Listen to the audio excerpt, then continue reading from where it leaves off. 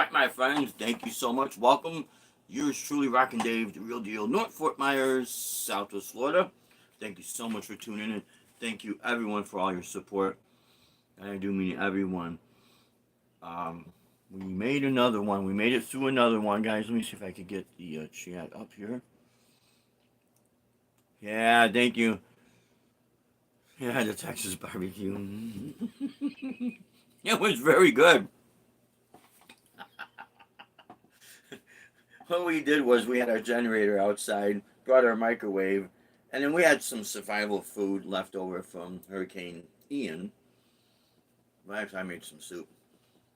Deb had the survival food, and that stuff lasts for a long time. And yeah, we we went ahead and microwaved it out. We just put, I think Deb said maybe a gallon of gas in the generator, and about an hour later, our power came back on. So thank God for that. But the outdoor lights on our neighbor's house came on. That's how she said, "Hey, I think we got power." But one guy was telling her, "Well, they're not going to turn their power on for like an hour later because they want to make sure that we don't get a power surge and things get back knocked out again." But yeah, thank you so much for the Texas barbecue. Um, no, there's so much that we've gone through. When we first got back at the house, and I apologize about the live stream was so spotty, but see, in the area that we're at, it's what they consider old Florida. So it's not like up in Tampa or Sarasota. It's more like what, Florida.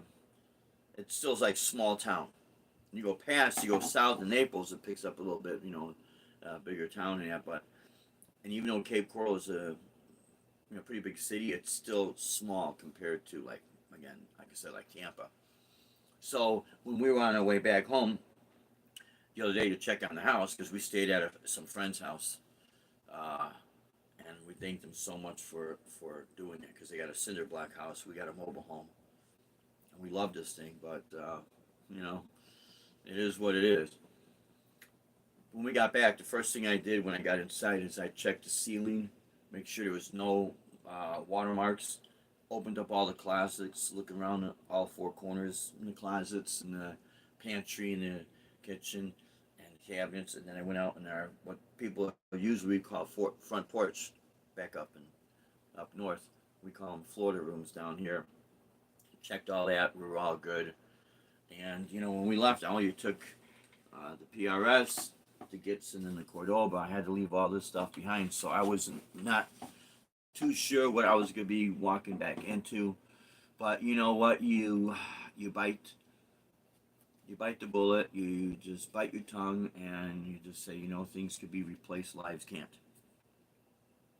So, but we were very thankful that we didn't lose the house because during Hurricane Ian, we had some roof damage. Not a whole lot, but enough that we did replace, and that was over 10 grand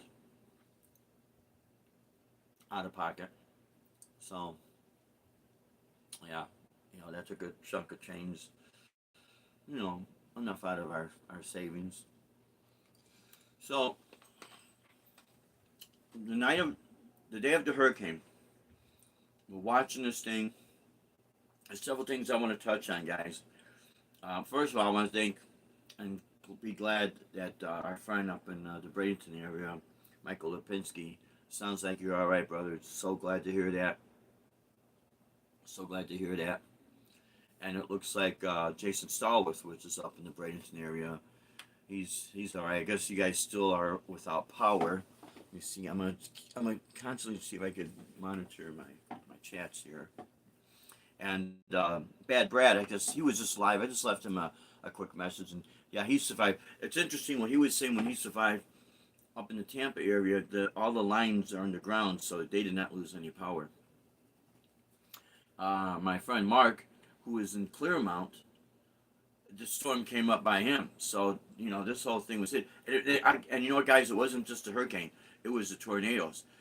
We had about 100 to 120 tornadoes blow through here. One of the tornadoes blew down here and it was just further up north, not too far from us. And what it did, it took out one of the, well, it did a lot of damage to one of the park models, 55 plus. It did quite a bit of damage.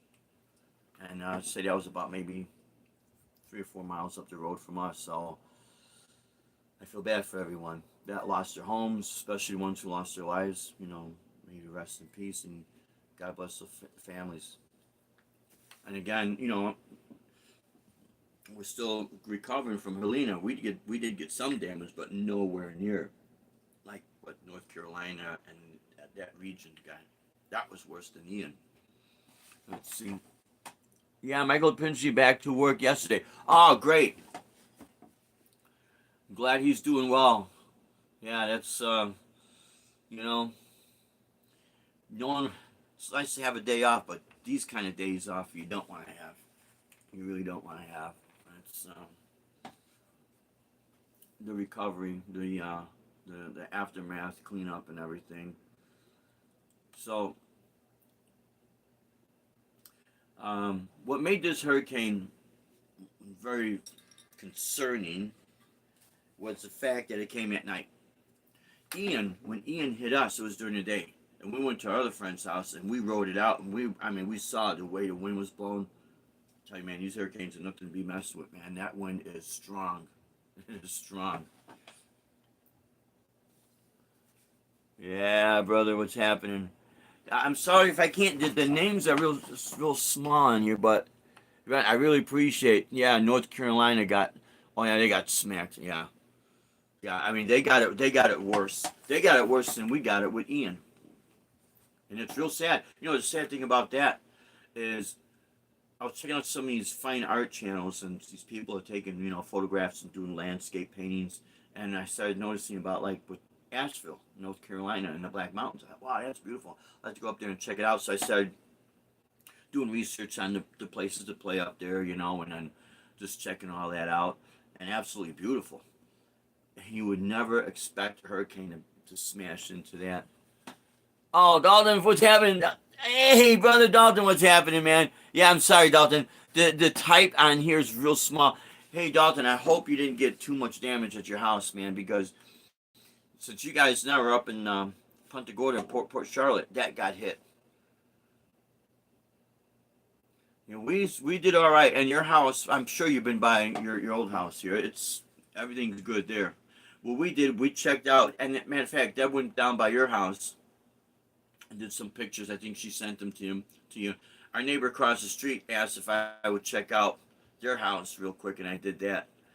And it seemed that everybody did okay. I think there was one house behind your old house here, down the street here, that I think their carport or their storage got a little bit messed up. Part of it is when people don't pick up the debris in their yard and it gets blown all over the place. Now the thing is, here's what's really messed up with Hurricane Helene. It did more damage up in the Port Charlotte area and Sarasota and that. So that was only 2 weeks ago, and the amount of damage it did, people had their debris, out in their front of their house down the street. So when Wink News was walking up and down, doing a report on it, you saw people's, smashed up belongings still on the street. So now we're facing Hurricane Milton, and then with the tornadoes, it's blowing stuff all over the place, man. That's what makes it so, so dangerous. Yeah, our home, was great. Yeah, we are packing up all that stuff right now. Oh, okay, Dalton. Yeah, man. Well, congratulations on your new home, man. I know it's built stronger than these homes. Although I tell you what, I can't say about the newer, like the house across the street and the houses next to you. I'm sure they're built strong, but there does need to be something to be said about these older mobile homes because they are strong. I mean, they're like, the wood was older. I mean, this was built in '78. I don't know when yours was probably built around the same time, but they're real strong. They're built like, man, it's just the way the building was back then. So, but yeah, what we did, we went to our neighbor's house. He lives in Cape Coral, right by the hospital, And this hurricane coming around, it was projected to hit when we were getting hit with the southern part of the storm, and we were projected to get all these storm surges. But it was anywhere between 11 o'clock to 2 o'clock in the morning, and it's pitch black outside, lost power, you can't see anything, and that's what makes it more dangerous. So, I usually wear this as a very comfortable shirt, man, but I was definitely had one of these on. I got a couple of these that night. Here is my advice when you have to ride a storm out. I'm going to get into some of these little details here, why sometimes we ride these storms out. But if you have to ride a storm out, it's good to have this type of a color shirt to wear. Especially if the storm's coming at nighttime, but even if it's during the day and you stay behind and you get stuck. Because here's the deal, guys. Emergency response, it's not like in the movies, that the wind's blowing, the music is epic, there's lightning, there's rain, the helicopters, they got the spotlights, rescue teams out there. That ain't how it is, man. When the winds are 45 miles and up, they're not coming. Because they need to protect their, rescue teams, so for the aftermath. If they're out there and they all get killed too, I mean, what do you do? And they give us that warning. They let us know. So I think it was in Charlotte County, the police chief got on the news and said, "Listen, we're not coming if the winds are. If you decide to stay, we're not going to be able to come out.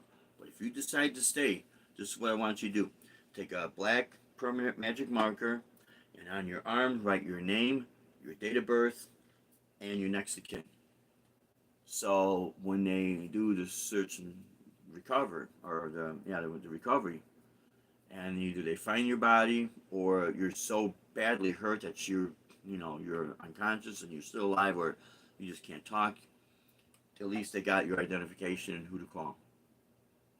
But mostly what he meant was if they, find your body floating around. So our concern, at least my concern, was our friend's house is built cinder block, so real strong, but the street in the area does dip down a little bit, and there are some canals, but thank God those canals do not connect to, it's not Lake Okeechobee, Coochie River, because all those rivers, they connect to the Gulf. So when the storm surge comes, the water in the Gulf happens, then the water in the river hits, and then it just, it's like a domino effect. It goes through the canals, and all that water starts surging up. The problem with this is, if a power line goes down, and right in the same area, and that water surges in, and that power line is live, and it's in that water, and that water travels in your house, and you're staying in it, even though you're far from it, boom, you're going to get fried. Another thing is, all the doors open out, and if you get enough, like even 3 feet, and let's say it was projected, we were in zone C. So it was projected zone C would flood anywhere between, first it said 1 to 3 feet, then it said 3 to 5 feet. But even 5 feet, that's a lot of water pressure just hitting you. And what you want to be able to do is open that door, because it's going to be extremely hard to, the more that water rises, in case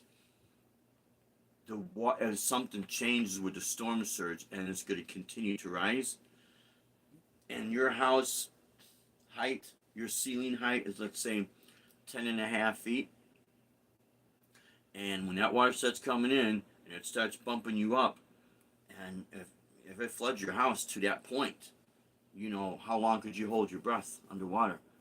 And this is what happened at Fort Myers Beach during Hurricane Ian. That storm surge hit hard, and there was quite a few people perished. But there was one in particular, the guy, his girlfriend got out, he did not make it, and then when the water receded, his body was stumped over the second floor window, because the water came in, and it just probably washed him all the way up to the ceiling. He was probably holding his breath as long as he could, but the pressure just kept pushing and pushing and pushing, and maybe he hit his head, got knocked unconscious, and that's it. So that's why it's a good idea to wear some sort of a yellow or some sort of reflecting or anything that's like because especially at nighttime, it's gonna be real hard to find you, man. Even if you survive and you're out there hanging, you know, by hanging on by a thread, and you're calling for help, and they can't find you, man. It's you got to think smart. Now, let's see. I want to make sure I'm not ignoring anybody. Yeah, life jackets to our hurricane kit. Yeah, you know what? We're seriously thinking, considering that because you don't know. We are. I did the research. We are exactly, according to Google Maps, 3.2 miles away from the Caloosahatchee River, which is what separates North Fort Myers from downtown Fort Myers. And during Hurricane Ian, I mean, the water line was up to the second floor. So that rush, that surge that came in, that's why all those boats were blowing all in there. And, you know, it's a good idea to have something like that just in case. But what I say about wearing this in case they need to find you or you're calling for help, and wearing dark clothes and trying to be cool, that's not that. Miss Sonia, how are you? I'm so glad that you guys are okay. Yeah, thank you so much, Sonia. We are too. We hope that all is well with you, dear. We really do. You're a great lady.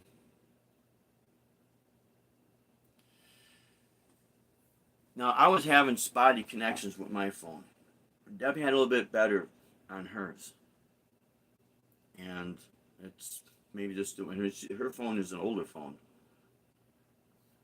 But it could be just the way I got the apps on here, and it could be doing that too. But it's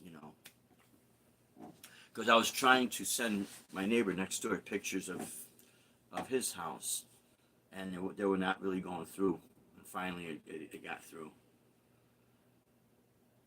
So here's the deal with when you go to evacuate,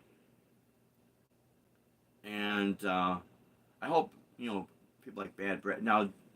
Jason Stallworth, he knows because he's been down here a while. He's a gigging musician in Tampa and Bradenton area.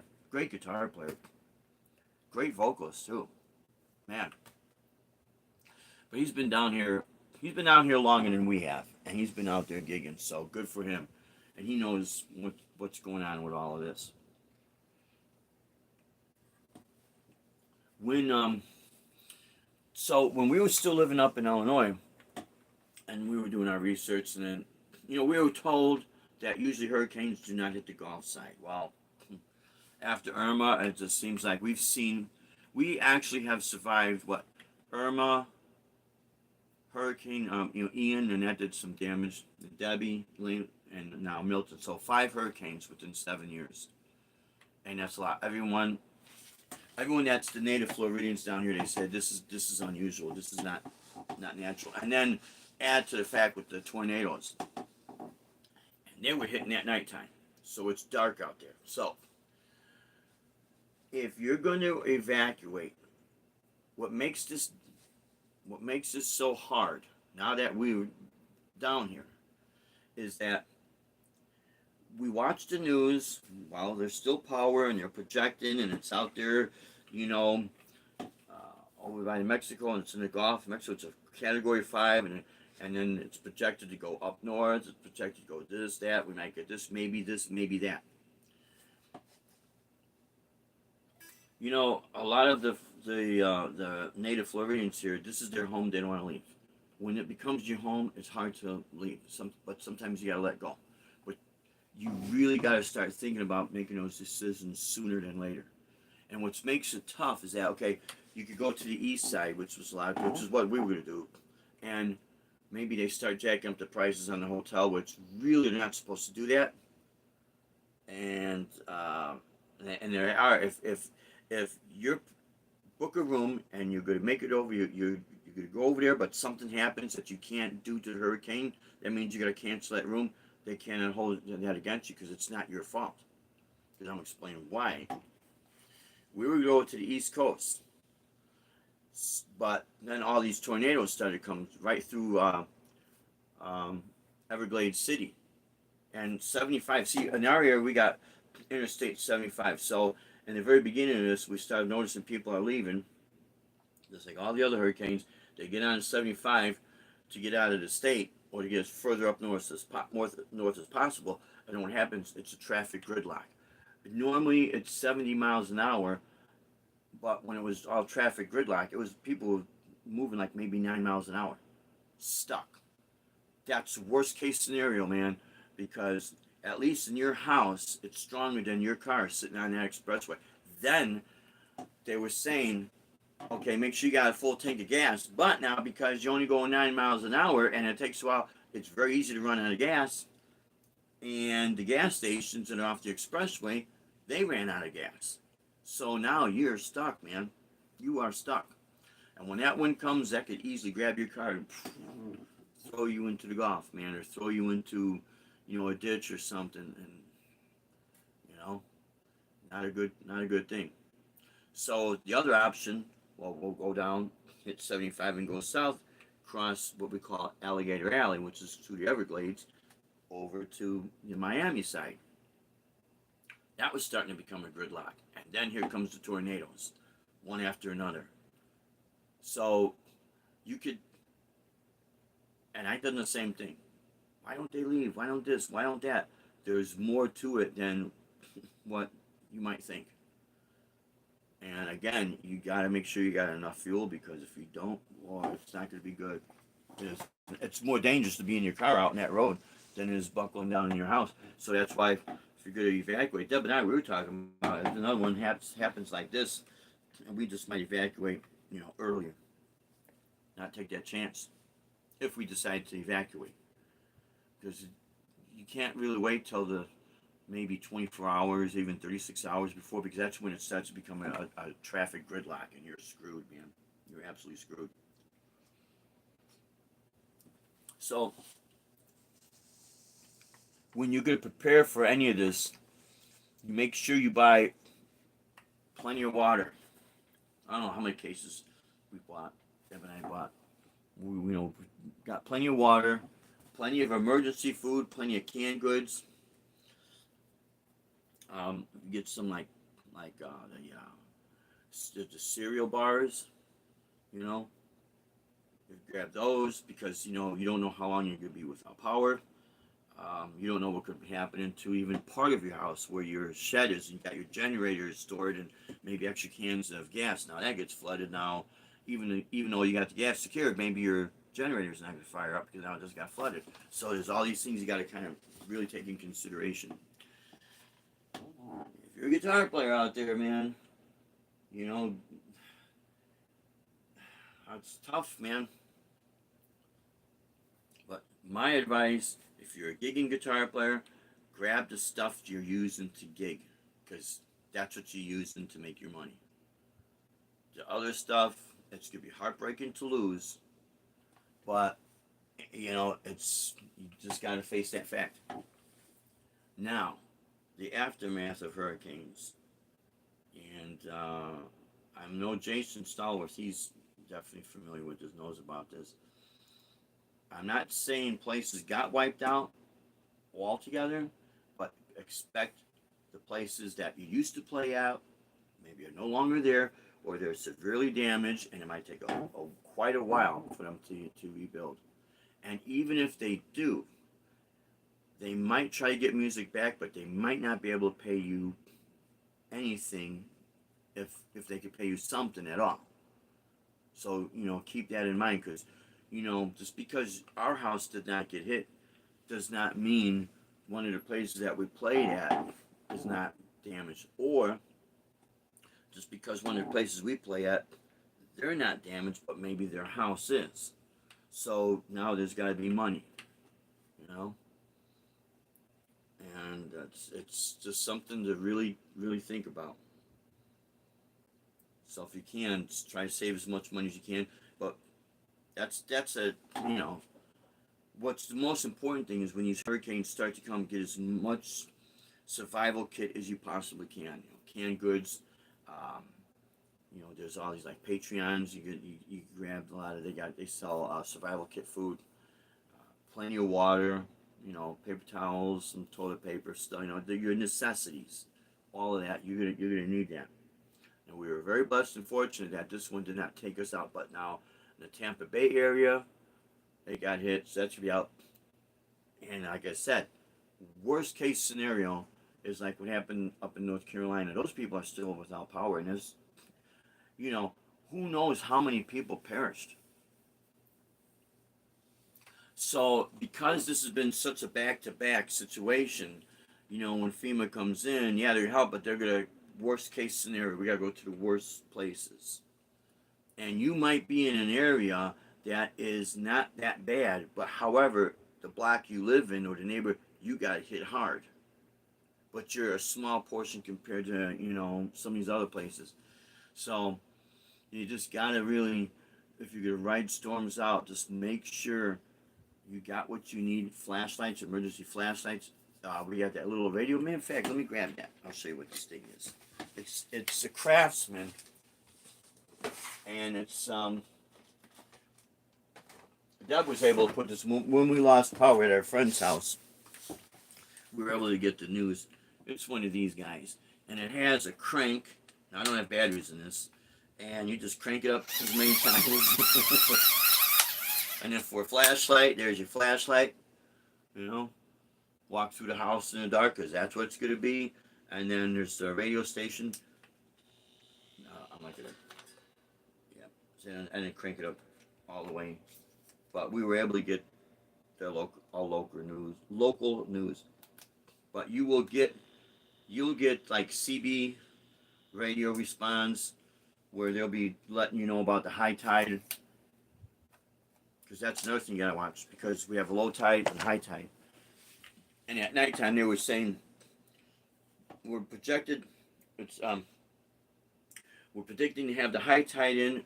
Now we have the storm surge with the high tide. So that adds even more trouble. So it's it could be very scary, man. It's no joke. You just got to make sure you're prepared for it. You got to make sure that you're ready. You're ready to leave if you have to leave. If you're going to evacuate, my advice is do it sooner than later. And yeah, you might be spending some money in a hotel. If you do it sooner, before you get stuck into that traffic gridlock. See, you don't have to necessarily leave the state. Just find a place to go. What makes this tough? What makes it tough saying this is that when those tornadoes are coming through, you could go far inland, 50 miles inland. Now you got the tornadoes coming, so it's like you're going from the frying pan into the fire. So it is a tough call. So if you want to get out of the state, yeah, go ahead. You have to just plan it out in advance. But just, make sure you don't forget your bare necessities. If you're on medication, grab your medication. Grab aspirin if you need, cold medicine if you need. Because if you don't evacuate out of the state and you go to another place that's down here in Florida, and then they get hit or there's less supplies, things of that nature. You don't want to get sick while you're trying to recover from all this. You got to be careful of the standing water too, because some of the sewer systems get destroyed, and then they get contaminated. So you got to be careful of that. If you got open cuts and you need to wash your hands, be very careful. You got to be very mindful of everything.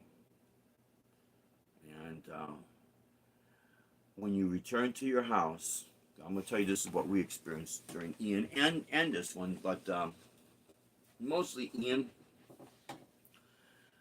Because when we got back to our house the other day, the first thing we were noticing as we were coming down the main streets is that we're not seeing that many trees down or debris. So that tells me there's not a whole lot of damage. And then when we turned into the entrance gate of our community, there was one tree down and there was a power line down. We were able to get around that. But it wasn't like during Hurricane Ian. Wow, there was stuff everywhere, man. And it was very nerve-wracking making that left turn down our street to come to the end of our block just to see what condition our house would be in. When we did come in during Ian, we did see some houses that were smashed. I mean, like, if you took a shoebox and ran it into the corner wall, smashed in, man. That is a very very hard feeling not knowing what condition your home is in, and then you don't know how you're gonna react until you see it. But I had it in my mind, even for this hurricane, whatever damage is done, there's nothing we can do about it, and just thank God that we're alive and we could rebuild and replenish, what we would lose.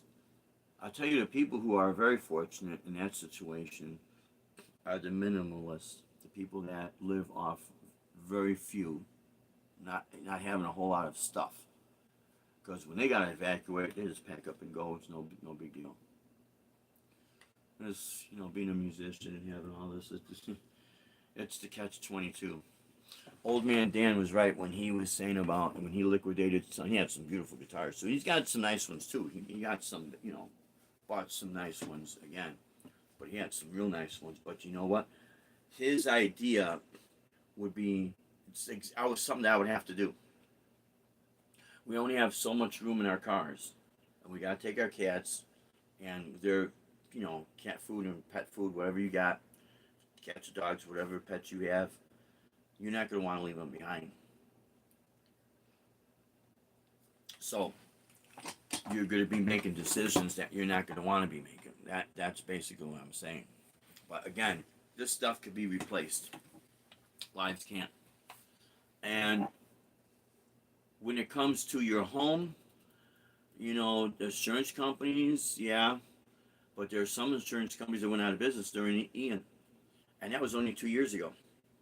So a lot of places that we played up, like Mantle Island, some of those places got hit again. They got hit with Hurricane Helene just 2 weeks ago. Now here comes Hurricane Milton to finish off whatever it destroyed, and they were already recovering from the 2 years ago from Hurricane Ian.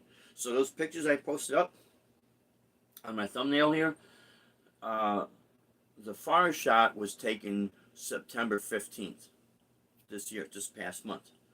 The close-ups was taken this last month, September 8th. So it's still not back to, it won't be back to normal for quite a few years. So it's something that you have to think about. You really got to think about. Your safety's number one. Again, to emphasize this, find bright colored shirts and/or pants, or safety vest. We got safety vests. It's reflective. Something that has some sort of reflective, because you don't know what could happen. And like I said, at nighttime, all that power's out. You can't see anything, man. It is dark, and it's gonna take that much longer to find you. So the easier that you can make it for a rescue team to find you, the better off you're gonna be.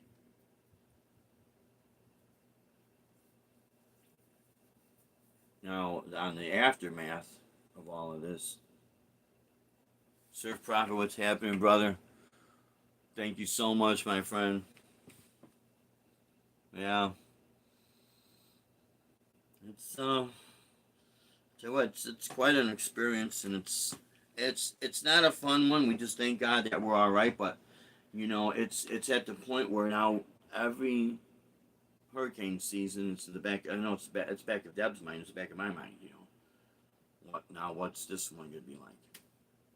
So it's there are some people, when they had on the news yesterday, they were interviewing a couple of people downtown Fort Myers, and they said, "We don't know, man. We don't know if it's gonna be worth rebuilding."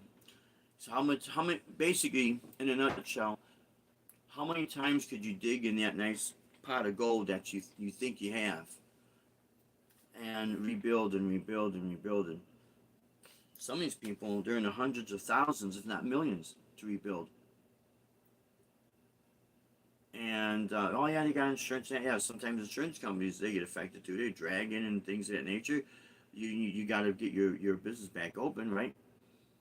And that takes time and money. Another thing is your vehicles.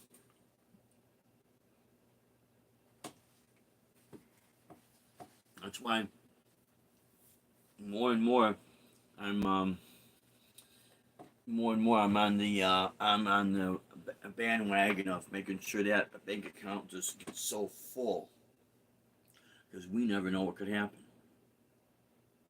Cars are expensive, you know. This stuff's not cheap, but it's cheaper than a car. I can tell you that. And we need vehicles to get to work, get to gigs, and things of that nature. So you have to really think things out. And this is not to scare people or anything like that. It's just a heads up, fair warning, what you couldn't expect when there's hurricanes or tornadoes. See, we get hit with a double whammy. 100, one guy was saying 120 tornadoes blew through the state of Florida. 120, and a lot of that was before Milton hit. You know, it's not easy. You gotta plan. You gotta plan your work and then work your plan. So let's see what we got here. Yeah. So our friend that's up there, Dad Brad, he was saying that his house up in the Tampa area, the power lines, I guess it's what the power lines are ran underground. You know, that's great. I don't think he's actually gigging anywhere right now. I mean, he's working on it. He's trying to put people together and that. The problem that's going to be is that those people, maybe you didn't get damaged, but maybe they did. So that's going to push. It's going to push things back. The places got hit. That's going to push time. Whenever time gets pushed back, and they got to do any type of repair, that pushes it back even more. So for us musicians, if you're 100% relying on this, and I'll tell you what, a lot of people who are relying on this, who happen to be retired, thank God they got a nice nest egg put aside, because especially the native Floridians, they know what's up. They've been through it all. But they're gonna be able to survive this, but they know that a lot of these places are not gonna. A lot of them are not gonna come back, and the ones that do, it's gonna take a long time. And now they might not be able to put themselves back on their schedule, paying you what you were getting paid, because now they had to take money out of their pocket because they're waiting for this insurance claim, that insurance claim. Meanwhile, they need to get things up and running. So this is what you got to expect. No matter where you're at, providing it's in an area that you have natural disasters. This is what you to be expected, and it's not going to be easy. So, yeah, I was at before the hurricane. I was checking out some video popped up, and Joe Bonamassa is talking like rig rundown. One of the gigs he's doing, he's got doubles of everything and all these. That's nice, great. But a lot of us don't have that, and what we have was expensive for us. And I'm gonna tell you right now, we got the music stores down here. They ain't gonna be able to help us because they need to help themselves. Because they're in business to sell, not to be a handout. The ones who can, God bless them, and that's only if they're able to. So, yeah, if you're gonna do music or art or whatever it is full time, make sure you got some money, man, solid. Especially if you're living down here and these things happen because you never know when that big one's gonna hit you and you're gonna need that money. Because you go on that spending spree and you find out, wow, man, you're gonna burn through money real quick. And now what? So that's why we're really conservative with our saving, our spending. We're trying to spend as least as possible. We get what we need. Yeah, there's a lot of stuff that's out there, man. I think they're great. And it's not like we couldn't buy it. It's that we want to be very wise in spending our money.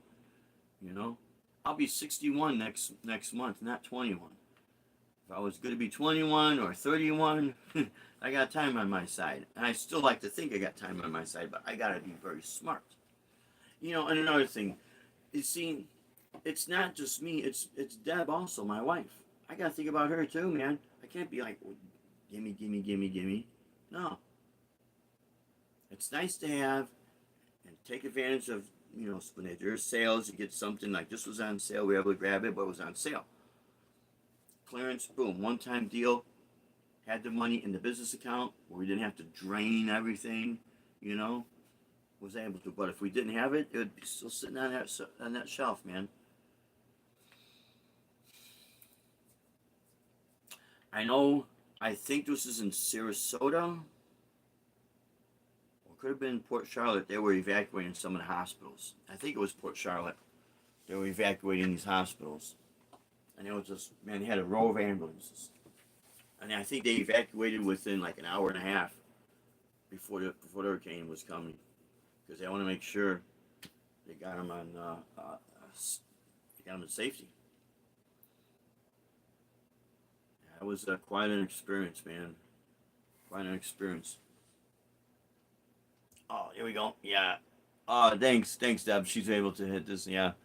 Florida experienced 126 tornadoes during Milton. Hurricanes, maybe. Yeah. It was a double whammy. Here we are on the Gulf Coast. Here comes Milton. Here's the Midwest of the state. And here's all the tornadoes coming through. And like I said, the one hit, it was a place called Lake Fairways. 55 plus community. A lot of, small houses and mobile homes, but they got smashed, man. And that's maybe about 4 miles up the road from us. It could have been our house. See, then, Deb and I talked about having a backup plan if that would have happened. Yeah. You gotta have that backup plan, man. You really do, and it's not a nice thing to even think about, let alone talk about. But you have to, because if you're not prepared for it, you get hit blindsided, man. That's it. The panic is even amplified that much more, and then that's when the worry sets in. And then as we get older, it's easier to get sick. And a lot of I just recovered from that AFib thing, and I don't know, it could trigger it again, man. There's certain things that I have to be careful that could trigger. So that's why I do the things I do. I try to play music that's a little bit more relaxing, even though I could rock out, still have fun, but I watch how I push that limit, because I don't want to put myself in a situation that I could get sick and it could be irreversible. And then when I'm needed to be there, I physically can't. Now what? You see, I don't want to be like that. So if you're in that situation, then be very, very careful and monitor everything. And like I said, if you feel you got to evacuate, you do what you need to do. Don't listen to anybody try to soft soak you or tell you anything, because just remember, once you get hit and once you get hurt, man, it could be for the rest of your life. That to me, that would be the worst case scenario, because if I get hurt fatally, I'm gone. There's the life insurance. That could still continue. But if I just get hurt, but badly enough that I can't even work, I can't drive, I can't play, now to me that's worse, because now I'm just a burden, and I don't want to be that.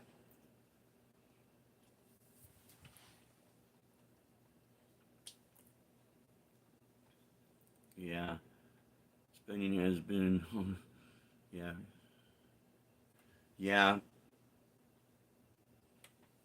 Maybe I need better glasses.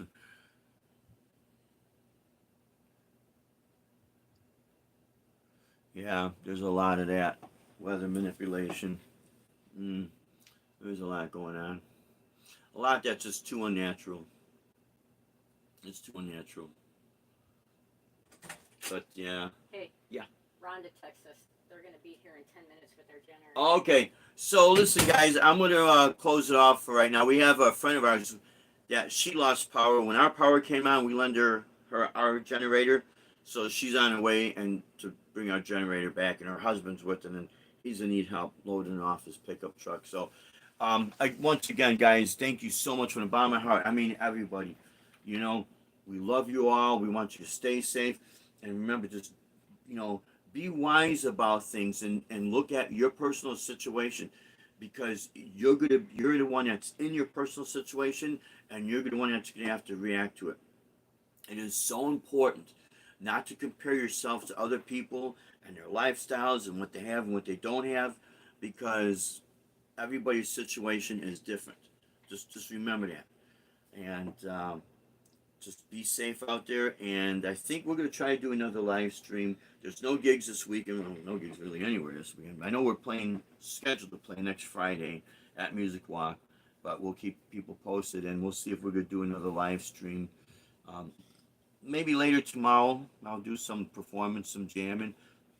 But if not, I'll see if I could go live on Wednesday and that. But thank you so much, guys. We love you all. And until then, you stay strong, safe, and true. Rock on, and God bless you. We love you all, guys. Take care now. Thank you so kindly. Thank you, Dale Palmer. Thank you, brother.